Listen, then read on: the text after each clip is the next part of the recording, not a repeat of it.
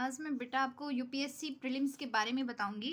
जिस टाइम पे मैंने 10th किया था उस टाइम तक मेरे पास कोई स्मार्टफोन नहीं था। एंड देन उसके बाद 11th में जब मैंने स्मार्टफोन लिया था तो उस टाइम से ही मैंने कंप्लीट रिसर्च कर दी थी कि यूपीएससी जो है वो क्या होता है।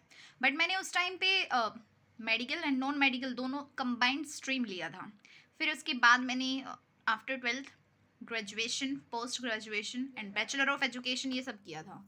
तो इस वजह से जो यूपीएससी है उस पे मेरा कंप्लीट फोकस नहीं रहा due to my circumstances and all. तो आज मैं आपको बताती हूँ कि प्रीलिम्स का जो है वो सिलेबस क्या होता है। अब आपको ना कोई भी जो भी कोचिंग वाला होता है वो आपको बेवकूफ़ बनाता है कि UPSC this, UPSC that, UPSC this and that. इस तरीके से जो है आप उसकी मतलब फिजूल की बातें जो है वो सुनते रह जाते हो ट्रेनिंग के नाम पे और कोचिंग के नाम पे और भी बहुत सारी चीज़ों के नाम पे। आप उनको फीस भी दे देते हो बट आपको मतलब जो इसका सिलेबस है उस चीज़ पे आप ध्यान देते ही नहीं हो। तो फर्स्ट ऑफ ऑल मैं आपको समझा देती हूँ बेटा। यूपीएससी जो है, जो इसका प्रीलिम्स का पेपर होता है, प्रीलिम्स का जब पेपर होगा ना, आपके दो पेपर होते हैं एक दिन में। जब आप सुबह सुबह जाओगे, जिस दिन आपने लाइक अगर आपका यूपीएससी प्रीलिम्स का पेपर मई में है, मई के लास्ट वीक में होता है या फिर जून के फर्स्ट वीक में होता है, प्रीलिम्स का एग्जाम होता है। समझ में आ रही है इतनी बातें? यूपीएससी का प्रिलिमिनरी एग्जामिनेशन, इसमें जो जीएस का पेपर होगा, पेपर 1, ये मॉर्निंग में होगा जीएस का।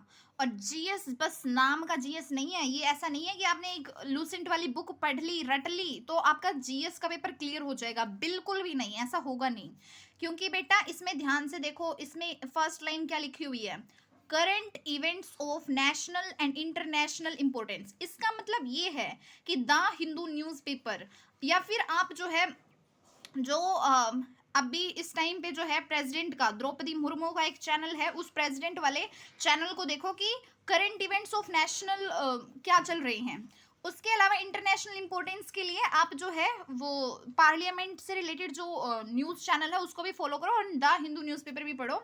आपको सारा मतलब डोनाल्ड ट्रंप क्या कर रहा है और चाइनीज़ में वो शी जिनपिंग क्या कर रहा है, वो सब कुछ मतलब इंटरनेशनल इंपॉर्टेंस उसके ऊपर ध्यान केंद्रित करना पड़ेगा कि मतलब किसी जगह पे क्या हो रहा है और पॉलिटिशियन वो लीडर्स क्या कर रहे हैं, साइंस एंड टेक्नोलॉजी में इन्वेंशन क्या होने लग रहा है, वो current events of national and international importance. आपको एक ऑफिसर लाइक फीलिंग लानी पड़ेगी कि आपको पता होना चाहिए सब कुछ कि करंट इवेंट्स हमारे नेशन में क्या चल रहा है और इंटरनेशनल रिलेशंस क्या चल रहे हैं। तो देख लो, ये बहुत बड़ी बात है। Current events of national and international importance, आपको चलने क्या लग रहा है उस सब चीज़ की अवेयरनेस होनी चाहिए। फिर जब आप प्रेजेंट में ध्यान दे दिया, ये प्रेजेंट में ध्यान दोगे तो जीएस2 जो मेंस में होता है ना उसमें भी ये काम आएगा। उसके बाद बेटा सुन लो ध्यान से, history of India and Indian national movement. Indian national movement ऐसा नहीं है कि मतलब एक दिन में ही जो है ये आज़ादी मिल गई थी, और इंडियन नेशनल मूवमेंट हुआ ही क्यों था, क्या हो गया था यहाँ पे। हिस्ट्री ऑफ इंडिया को जब पूरा पढ़ोगे तब पता चलेगा कि ऐसा क्या हो गया था। तो इसके लिए बेटा आपको एंशिएंट इंडिया भी पढ़ना पड़ेगा कि हमारा एंशिएंट इंडिया रियलिटी में था क्या। उसके बाद बेटा इंडियन नेशनल मूवमेंट कि यहाँ पे हमारा ही इंडिया था और आ कौन गया था यहाँ पे कि उनको भगाने के लिए यहाँ पे नेशनलिज्म लाया गया एंड फिर नेशनल मूवमेंट हुए एंड फिर वो गए और हम जो है मतलब जो आज मॉडर्न इंडिया हम देखते हैं वो है। तो हिस्ट्री ऑफ इंडिया को भी पढ़ना जानना जरूरी है, ओके, इसका कल्चर समझने के लिए। क्योंकि आप बिना बैकग्राउंड जाने जो है आज का जो भी चीज़ देख रहे हो वो सिनेरियो समझ ही नहीं सकते हो। तो बेटा GS1 के लिए हेल्पफुल होगा आपका history of India and Indian national movement. 1857 से लेकर 1947 तक के जो इतिहास है उसको बिल्कुल समझना पड़ेगा। फिर बेटा सुन लो ध्यान से, प्रीलिम्स के पेपर के लिए इंडियन एंड वर्ल्ड जियोग्राफी। बेटा आपको पता ही नहीं हो कॉन्टिनेंट्स कहाँ हैं, मतलब कौन से कॉन्टिनेंट में कौन सा कंट्री आता है, एंड उसके अलावा ओशन क्या है या कुछ भी, मतलब जो भी अब नेचुरल कैलेमिटीज वगैरह ये सब समझना पड़ेगा आपको, क्लाइमेट सब कुछ। क्योंकि इंडियन फॉरेन सर्विसेज भी मिलती हैं यूपीएससी के थ्रू ही। तो इसलिए बेटा वर्ल्ड ज्योग्राफी भी समझना जरूरी है और इंडिया का भी ज्योग्राफी। क्योंकि एक आईएएस जो होता है ऐसा नहीं है कि आप जो अपने शहर में बस पोस्टेड हो गए, नहीं बेटा, इंडिया में अगर आप आईएएस बनते हो तो आईएएस इंडियन एडमिनिस्ट्रेटिव सर्विसेज आपको किसी भी डिस्ट्रिक्ट में भेजा जा सकता है। तो इसलिए आपको पूरा इंडिया एंड वर्ल्ड ज्योग्राफी समझना पड़ेगा। फिजिकल होता है इसका भौगोलिक चीजें जो आप देख सकते हो, लाइक किसमें कहाँ पे नदियां हैं। जैसे किसी ने सोचा था क्या कि पंजाब में भी कभी बाढ़ आएगी? अभी आपने क्या देखा, पंजाब में भी बाढ़ आई तो फिजिकल, ज्योग्राफी का समझना है, सोशल मतलब कि सामाजिक, मतलब यूपी में कल्चर अलग है, बिहार में कल्चर अलग है, हरियाणा में कल्चर अलग है, तो वो सोसाइटी समझनी पड़ेगी। इकोनॉमिक ज्योग्राफी भी समझनी पड़ेगी कि कौन सी जगह पे ऐसा कौन सी चीज का प्रोडक्शन हो रहा है जिसकी वजह से जो है वहां पे मतलब लाभ है। लाइक कश्मीर में जो है वो जो शाल बनते हैं, और मतलब राजस्थान में जो है कुछ और होता है, ऐसे ही हरियाणा में कुछ और होता है। तो जो इकोनॉमिक ज्योग्राफी है कि किसी ज्योग्राफी की वजह से जो है इकोनॉमी को क्या फायदा हो रहा है वो भी ओके। तो ये सब इंडिया का आपको पढ़ना पड़ेगा एंड दी वर्ल्ड। और साथ साथ बेटा वर्ल्ड को नहीं भूल सकते, एक ऑफिसर जो है उसका दायरा जो है वो सीमित नहीं होता है। एक आईएएस को जो है मतलब उसके काम के सिलसिले में बाहर भी भेजा जाता है, और जब बाहर भेजा जाता है तो उसको वाइट पासपोर्ट मिलता है, और फिर वो जब वापस आता है यहाँ पे तो फिर उसको ब्लू पासपोर्ट जो है वो दे दिया जाता है। तो क्लियर है, आपको जो है ये पढ़ना होता है। फिर बेटा सुन लो, अभी तो मैंने समझाया आपको कि current events and national and international importance, इस पर बिल्कुल पकड़ बनानी पड़ेगी। किसी भी कोचिंग में पैसे देने से जो है आपका ये पेपर क्लियर नहीं होगा, किसी की भी फालतू की रोज रोज गाइडेंस सुनने से जो है कोई पेपर क्लियर नहीं होगा। जब तक आप जो है करंट इवेंट्स पे फोकस नहीं करोगे, इंटरनेशनल इंपोर्टेंस को नहीं समझोगे, आपका कुछ भी होने वाला है ही नहीं। हिस्ट्री ऑफ इंडिया भी पढ़ना पड़ेगा, इंडियन नेशनल मूवमेंट भी पढ़ना पड़ेगा, इंडियन एंड वर्ल्ड ज्योग्राफी भी पढ़ना पड़ेगा। एक आईएएस ऑफिसर बनना है तो पढ़ना पड़ेगा ओके, इसमें आपको टाइम देना पड़ेगा। एंड देन उसके बाद बेटा इंडियन पॉलिटी, इंडियन पॉलिटी के लिए वो लक्ष्मीकांत की जो मोटी सी बुक होती है, आपको फर्स्ट ऑफ ऑल 6 to 8 का बेस क्लियर होना चाहिए, फिर 9 10th का भी बेस क्लियर करना चाहिए, 11 12th का भी मतलब समझना चाहिए इंडियन पॉलिटी को। लेकिन उसमें कुछ चीज़ें बहुत सारी मतलब वर्ल्ड पॉलिटिक्स भी आ जाता है, तो बेशक छोड़ो 11 12th वाला। वो अगर किसी का PSIR political science and international relations वो ऑप्शनल है तो पढ़ो, अदरवाइज नहीं पढ़ो। इंडियन पॉलिटी के लिए एम लक्ष्मीकांत बुक जो है ना वो पढ़नी पड़ेगी, ठीक है। Indian polity by M Laxmikanth पढ़ना पड़ेगा ही पड़ेगा। एंड गवर्नेंस, गवर्नेंस जो है वो भी समझना पड़ेगा कि लोकल गवर्नमेंट कैसे चलती है, स्टेट गवर्नमेंट कैसे वर्क करती है, एंड सेंट्रल गवर्नमेंट कैसे काम करती है। एंड फिर उसके बाद जो डिप्लोमेसी होती है वो हमारे अदर जो कंट्रीज हैं उनके साथ कैसे रिलेशन है, इंटरनेशनल रिलेशंस, वो सब पढ़ना पड़ेगा। कॉन्स्टिट्यूशन समझो, हमारे कॉन्स्टिट्यूशन में रूल्स एंड रेगुलेशंस लिखे होते हैं वो सब समझना पड़ेगा। पॉलिटिकल सिस्टम कैसे वर्क करता है, कैसे क्या इसमें इनपुट है, क्या इसका प्रोसेस होता है, कैसे आउटपुट होता है, वो पॉलिटिकल सिस्टम पढ़ना पड़ेगा। पंचायती राज जो लोकल गवर्नमेंट है वो सब उसके बारे में जो जो स्कीम्स चलती है वो पढ़ना होगा। पब्लिक पॉलिसी, क्योंकि ये जो एडमिनिस्ट्रेटिव सर्विसेज है सारी की सारी डील जो है आप पब्लिक के साथ करते हो। आपका एक डिसीजन जो है वो लाखों लोगों का जिंदगी जो है वो डिसाइड करता है। और एक आईएएस के ऊपर जो है सरकार महीने में जो 7-8 लाख रुपए खर्च करती है। कैसे देखो, उसको सैलरी जो मिलती है वो तो मिलती ही है, 4 जो नौकर मिलते हैं वो मिलते ही हैं, एक गाड़ी मिलती है, बंगला मिलता है, और उसके जो भी एक्सपेंसेस होते हैं वो बहुत सारे मतलब उसके ऊपर खर्चे होते हैं, ठीक है। तो एक आईएएस जो होता है मतलब पब्लिक के लिए गवर्नमेंट से जो है मतलब पब्लिक के लिए हित में क्या है उसके लिए जो है गवर्नमेंट से जो है बातें करता है, और फिर गवर्नमेंट की जो पॉलिसीज होती हैं वो पब्लिक के सामने प्रूव करता है कि गवर्नमेंट जो है वो कैसे सही है, कैसे आपके हित में है। तो ये चीज समझनी बहुत जरूरी है एक ऑफिसर बनने के लिए। Economic and social development, economy समझनी पड़ेगी बेटा। इसमें इकोनॉमिक्स में बहुत सारी टर्म्स होती हैं, लाइक आपको कुछ रिपो रेट वगैरह ये सब ना पता हो तो कैसे समझोगे प्रीलिम्स के क्वेश्चन। बिल्कुल भी ऐसा नहीं होता कि छोटे छोटे क्वेश्चंस होते हैं, ऐसे क्वेश्चंस होते हैं कि एक रात पहले जो है तबीयत खराब हो जाती है, ठीक है। इसमें जो बाई चांस अगर कोई बहुत ज्यादा हेडेक ले लेता है तो यूपीएससी प्रीलिम्स से पहले जो गर्ल्स जो होती हैं उनके पीरियड्स आ जाते हैं, अगर वो भी विदाउट एनी टाइम, इतना मतलब इसका प्रेशर होता है इस पेपर का। सोशल डेवलपमेंट, इसमें जो है आपको वो समझना पड़ेगा। सस्टेनेबल डेवलपमेंट जो भी है वो पढ़ना पड़ेगा। पोवर्टी, पोवर्टी इंडिया में कितनी है आप देखते होंगे कि जब भी आप किसी टेम्पल विजिट करते हैं, कोई रेलवे स्टेशन विजिट करते हैं, तो देखना वहां पे जो है कैसे कैसे लोग होते हैं जिनके पास घर नहीं होते हैं, छोटे छोटे बच्चे जो होते हैं बैगिंग कर रहे होते हैं, आजकल ओल्ड एज होम है या कुछ भी है, तो वो सब आप देखोगे। इंक्लूजन, डेमोग्राफिक, सोशल सेक्टर, जो ये प्राइमरी सेक्टर और सेकेंडरी सेक्टर जो टर्शरी सेक्टर है इकोनॉमी के लिए कितने इंपॉर्टेंट है, ये जीएस 3 के लिए है आपका बेटा, ये आपको पढ़ना होगा।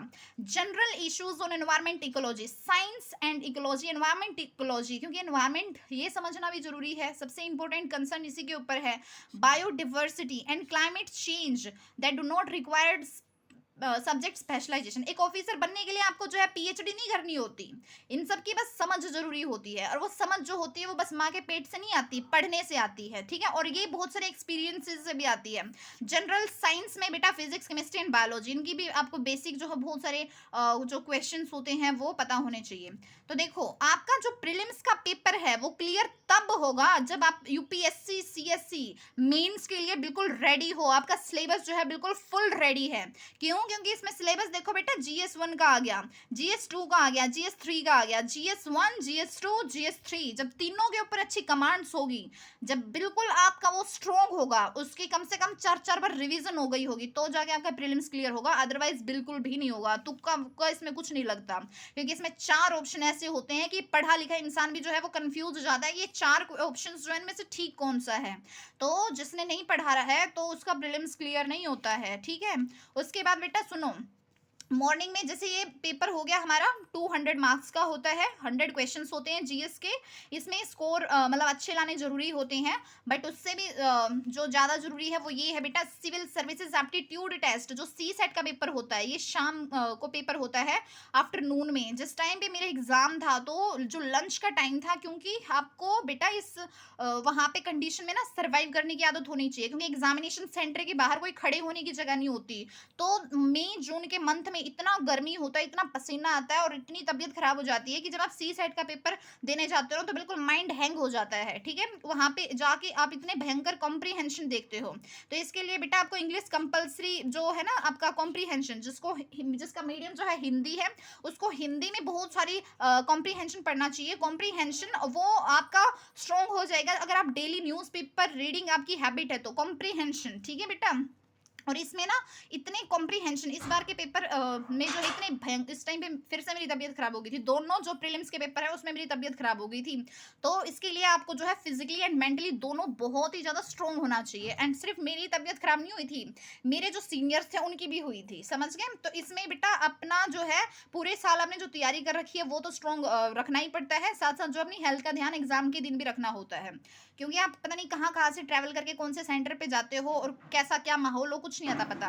तो हर चीज़ के लिए रेडी होना होता है। इसी में जो है आपका मेहनत भी और आपकी जो क्या बोलते हैं उसको, थोड़ा बहुत भाग्य भी, वो सबका संयोग होता है। तो सुनो, इसमें सी सेट में क्या होता है, सी सेट में बेटा इंग्लिश, जिसका मीडियम इंग्लिश है उसको कॉम्प्रीहेंशन इंग्लिश में पढ़ के सोल्व करना होता है। जिसका मीडियम हिंदी होता है तो वह हिंदी में कॉम्प्रीहेंशन को पढ़ के जो है उसको सोल्व करता है। तो बेटा कॉम्प्रीहेंशन बहुत इजी विजी नहीं होते हैं, बहुत टफ होते हैं, तो इसके लिए आपको बहुत मेहनत करनी होगी। और जब मेहनत कर लोगे ना तो फिर तो जो है चाहे आपके सामने कुछ आ जाए सब कुछ इजी लगेगा। सिर्फ और सिर्फ प्रीलिम्स के लिए फिर आपको जो है 1 महीने की ज़रूरत होती है, लेकिन ये पीछे पूरा आपने जो है 2-3 साल जो है इसकी जम के तैयारी कर रखी हो, क्योंकि सिलेबस बहुत वास्ट है। और ये चीज़ मेरे को बिल्कुल भी समझ में ही नहीं आती थी, मुझे ऐसा लगता था कि बस 21 साल की उम्र चाहिए, ग्रेजुएशन की डिग्री चाहिए, एंड बिना प्रिपरेशन के जो है हमारे अंदर इतना माइंड होता है कि हम पेपर को क्रैक कर लेंगे, पर इतना माइंड नहीं होता बेटा, बिना पढ़े बिल्कुल भी नहीं होता है, ठीक है। जब तक हमने नहीं प्रैक्टिस कर रखी कुछ नहीं क्लियर होने वाला, ठीक है। तो अपने आप को आप बेवकूफ़ नहीं बना सकते कि आपने किसी की फिजूल की इंटरव्यू सुन लिए, टॉपर के इंटरव्यू सुन लिए, किसी कोचिंग वाले के बहकावे में आ गए, या किसी की भी बात बकवास सुन ली, कुछ भी नहीं होने वाला जब तक अनटिल एंड अनलेस आप जो है जम के इसको रगड़ के नहीं लोगे। तो समझ गए इसमें क्या है, ये सिविल सर्विसेज एप्टीट्यूड टेस्ट, इसमें इंग्लिश कंपलसरी वाला जो सब्जेक्ट है ना उसका कॉम्प्रीहेंशन है, ये भी मेंस में होता है इंग्लिश कंपलसरी।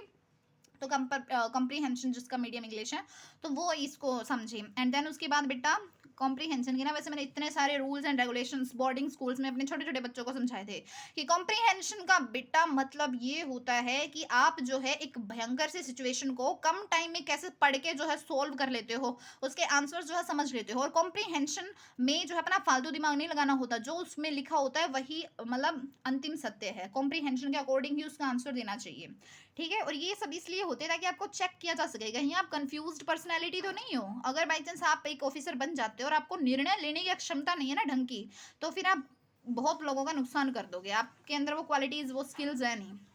तो इसलिए यहाँ पे चेक किया जाता है बेटा इंटरपर्सनल स्किल्स। क्या चेक करते हैं वे, ऐसे क्वेश्चंस होते हैं जो इंटरपर्सनल स्किल्स आपकी चेक करते हैं, including communication skills. Communication skills जो है उसको इंक्लूड करते हुए फिर बेटा आपका लॉजिकल रीजनिंग, एनालिटिकल एबिलिटी कि कैसे आप एनालाइज करते हो, decision making and problem solving ability, general mental ability और बेसिक न्यूमरेसी के क्वेश्चंस जो नंबर्स है वो बहुत इंपॉर्टेंट चैप्टर है। And their relations, orders of magnitude, ये क्लास 10th लेवल तक का मैथ्स बोला जाता है, बाकी सी सेट के लिए आपको मैथ्स जो है मैथ्स और रीजनिंग पढ़ना होता है। इसमें 3 चीज़ें होती हैं, एक तो कॉम्प्रीहेंशन, एक मैथ्स और एक रीजनिंग। कईयों का मैथ्स और रीजनिंग बहुत स्ट्रॉन्ग होता है, कॉम्प्रीहेंशन कमजोर होता है। कुछ का कॉम्प्रीहेंशन बहुत स्ट्रॉन्ग होता है, मैथ्स रीजनिंग में थोड़ा कमजोर होते हैं, लेकिन रीजनिंग में जो है वो जरूरी है, रीजनिंग करना ही पड़ेगा, ठीक है। मैथ्स छोड़ सकते हो, कॉम्प्रीहेंशन रीजनिंग कर लो, या फिर मैथ्स रीजनिंग बहुत स्ट्रॉन्ग कर लो, या फिर कॉम्प्रीहेंशन ऐसा कर दो कि मैथ्स और रीजनिंग की जरूरत ना पड़े, क्योंकि इसमें क्या है 200 में से बस 67 मार्क्स लाने हैं, 33% मार्क्स लाने हैं। जब सी सेट जो है वो ये इसमें ये क्वालिफाई होता है तो आपका जो है जीएस का पेपर चेक होता है, अगर ये क्वालिफाई नहीं होता है तो आपका जीएस का पेपर चेक होता ही नहीं है। और फिर सी सेट में तो बस 67 मार्क्स लाने होते हैं, क्वालिफाइंग है, लेकिन जो आपका पेपर क्लियर हुआ है कि नहीं फिर वो जीएस के मार्क्स से डिसाइड होता है, ठीक है। तो यहाँ पे जो है data interpretation, charts, graphs, tables, data sufficiency up to class 10th level, ये सब देखोगे आप। तो ये हो गया हमारा सी सेट का पेपर। सी सेट में क्या आता है, इंग्लिश वाले कॉम्प्रीहेंशन या फिर हिंदी वाले comprehension according to your medium, और मैथ्स और रीजनिंग आती है। और इस में जो है 33% मार्क्स लाना जरूरी है, मतलब कि 200 में से 67 80 क्वेश्चंस होते हैं और 200 मार्क्स का ही होता है। सी सेट में 200 में से जो है 67 मार्क्स आ गए, फिर आपका ये क्लियर हो गया एंड जीएस का पेपर चेक हो गया। इसमें 200 में से 110 120 यहाँ तक जो है मार्क्स आते हैं, अदरवाइज बहुत टफ क्वेश्चंस होते हैं, ऐसा नहीं होता कि 200 में से 200 आते हैं, ठीक है। तो फिर इसमें जो है अकॉर्डिंग टू उस टाइम पे कि बच्चों ने कितने मार्क्स लिए 200 में से, उसके अकॉर्डिंग जो है आपका प्रीलिम्स क्लियर होता है, समझ गए। प्रीलिम्स जब क्लियर हो जाता है तो फिर आपको जो है मेंस के लिए बुलाया जाता है, और मेंस का एग्जाम होने के बाद फिर जिसका क्लियर होता है तो इंटरव्यू होता है, और फिर इंटरव्यू होने के बाद जो है आपको रैंक पोस्ट ये सब भी मिलती है, थोड़ा बहुत इसमें मेडिकल होता है। तो जिसको आईपीएस बनना है उसके लिए फिजिकल मतलब क्राइटेरिया रखा गया है। आईएएस जो है आपने देखा होगा कि ब्लाइंड भी, डेफ भी, अगर कोई व्हील चेयर पे है या कोई भी है तो मतलब उसके अंदर बस एडमिनिस्ट्रेटिव सर्विसेज के लिए जो है वो सब एलिजिबल है, बस मार्क्स अच्छे होने चाहिए यूपीएससी के पेपर में। So this is all about the prelims. इसके अलावा जो है आपके कोई भी डाउट्स हो तो you can comment me in the comment box and you can ask me, okay.